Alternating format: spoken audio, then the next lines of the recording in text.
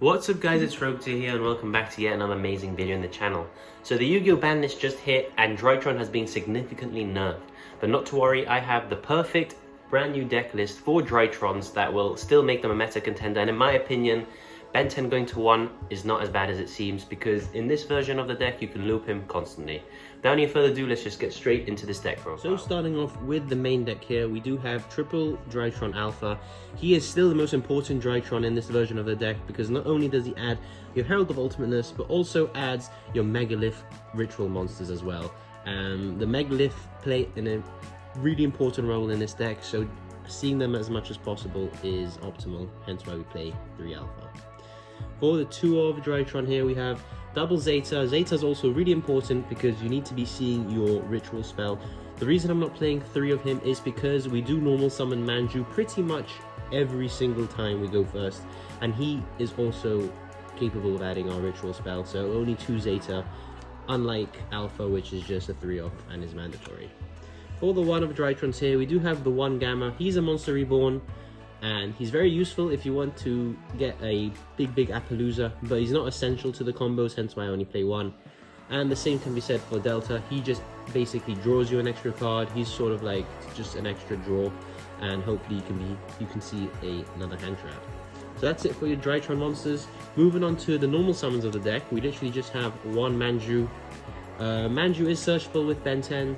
We knew this before the ban list was hit anyway. That was usually a common play, was going into Ben 10 for Manju to search whatever you need. So we are still playing the 1 Manju, and of course we are also playing the 1 Eva. She just basically lets you disrupt your opponent more by adding yourself more heralds from the deck to the hand, which is why we're playing. I don't play the Cyber Petite Angel because with only 1 Ben 10, adding the Cyber Petite Angel off Eva is a bit pointless because you'll only really be able to add a Cyber Angel Natasha. For the hand traps of the deck, we do have, of course, triple Herald of Orange Light, the best Herald in my opinion, and the 1 Purple Light. We mainly just play the Purple Light because we do need a second name of Heralds, because Eva only adds 1 of each name, so we can't add 2 Heralds of Orange Light, or else I'd probably just drop the Purple Light and just play 3 Orange Lights. But the Purple Light is useful if Imperm does come back into the meta, because it allows you to negate Imperm. For your non-Herald and non-searchable hand traps, we do have triple Ash Blossom, just amazing against every single deck in my opinion. We have triple Nibiru. This is so if you lose the dice roll, your deck just doesn't, automatically lose to combo decks. Nibiru is a very nice tech option in my opinion, because main decking it is very unexpected and your opponent won't really play around that game 1. And for the last 2 hand traps here, just double Ghost Spell. I'm not really sure how this format is going to be and if Ghost Spell will be effective, but of course this can just be any other hand trap. This could be Crow, this could be Ghost Ogre, we'll have to see, but for now I'm just sticking with Belle because she still does hit Eldritch and she still does hit Virtual World. For the Megalith ritual monsters here, we're of course playing the best one, which is double Foul, 1 Ophiel, 1 Oct, and 1 Bethor. So this is pretty much it for your Megalith engine. The most important one is your Foul, because she gives you access to every single one, and during your opponent's turn you can summon out Bethor and pop between 2 to 5 cards they control, which is absolutely insane. For the non-Megalith ritual monsters, we're just playing the 1 Ben 10, the 1 Cyber Angel Natasha, and the 1 Herald of Ultimateness. He is essentially just your second win condition. Your main win condition in this deck is going first, setting up your Appaloosa with your Megalith Foul, and popping a bunch of cards and basically just outgrinding your opponent.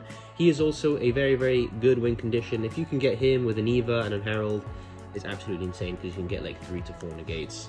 Cyber Angel Ben 10 is self-explanatory.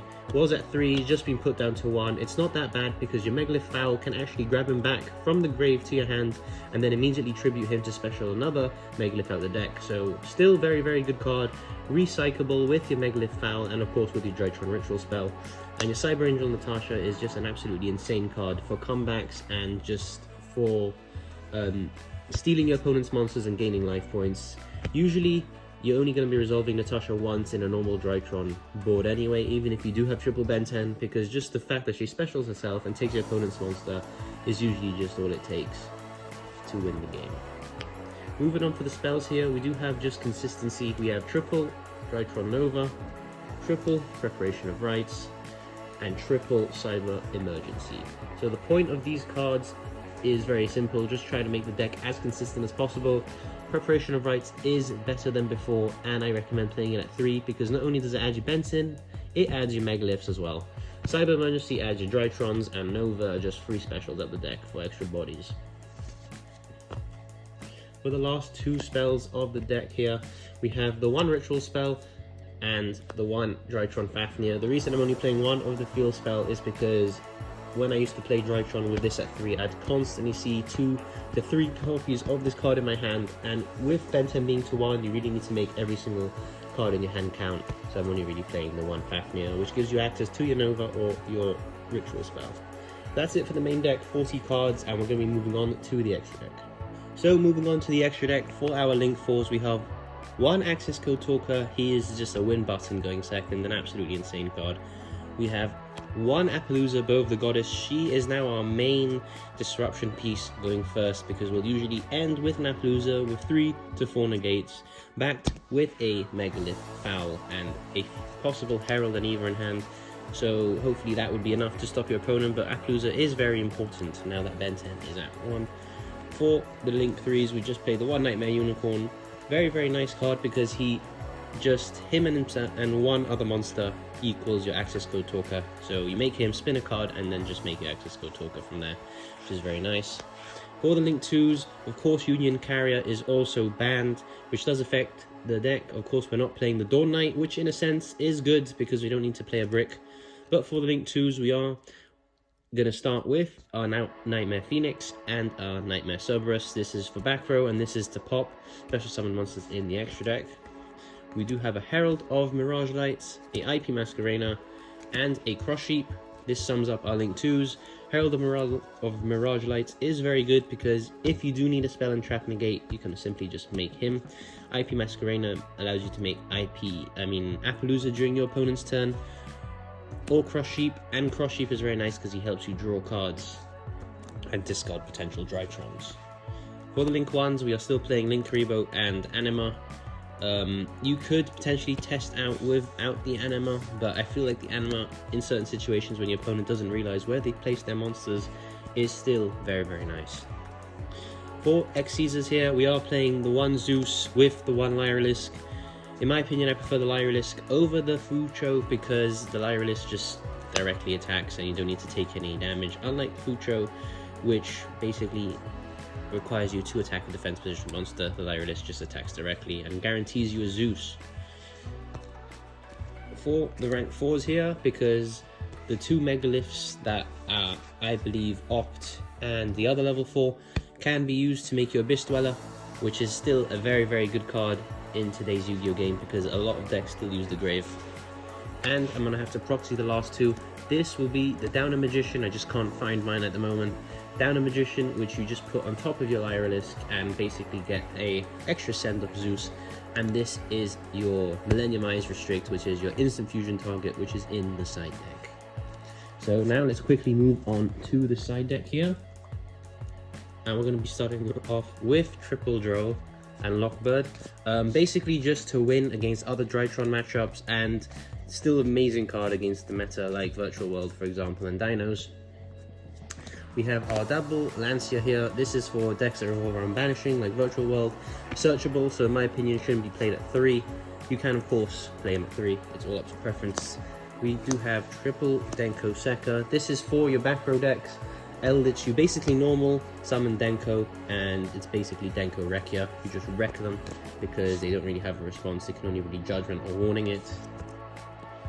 We've got triple Cosmic Cyclone. Again, for the back row decks, you really, really want to make sure that you have them in check. So triple Denko and triple Cosmic. For going first here, we do have triple Tactics Talent. Double triple Tactics Talent, 1 Call by the Grave, and of course this can be an instant fusion. This should be an instant fusion because we are playing the Millennium Eyes Restrict, but I've put Called by in. And we have the 1 Red Reboot here, which can of course be your instant fusion. Just put an instant fusion in because you are playing the Millennium Eyes Restrict. So that's it for the deck profile, guys. I hope you guys did enjoy my take on post-Banlist Drytron. In my opinion, this deck is still absolutely insane, and I just want to make it clear that this deck is not rogue. It is still one of the best decks of the format, and I hope you guys don't sleep on this deck, and I'll catch you all in the next one. It's time! Let's go!